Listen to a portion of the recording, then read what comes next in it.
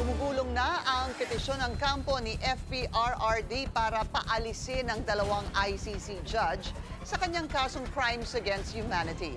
Ang update sa Duterte in The Hague sa agenda report ni Hannah T.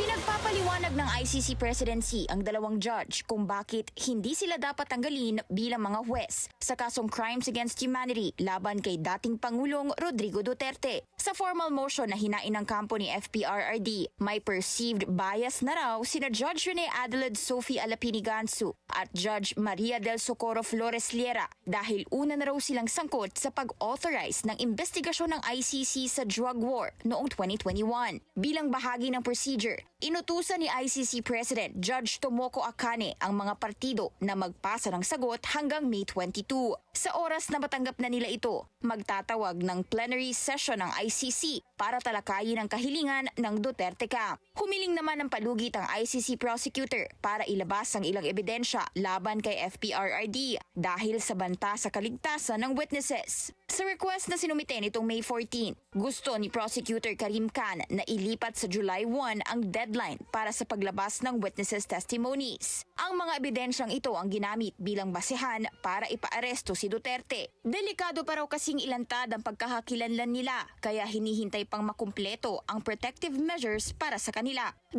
araw ito bago opisyal na nag-leave sa pwesto si Khan dahil sa ongoing UN investigation tungkol sa reklamong sexual misconduct laban sa kanya. Isang deputy prosecutor muna ang hahawak ng kaso. Pangalawang request for extension na ito ni Khan. Humiling din siya ng palugit hanggang June 20 para kung kailangang maghain ng request na hindi muna ilantad ang witnesses, may oras pa sila. Pasok pa rin naman daw ang mga hiling na ito sa rules ng ICC at hindi raw nilalabag ang karapatan ni Duterte bilang akusado. Kung aaprobahan ito ng pre-trial chamber, inaasahang maibibigay na sa defense ang lahat ng ebidensya at pangalan ng witnesses sa Hulyo. Para sa agenda, Billionaire News Channel.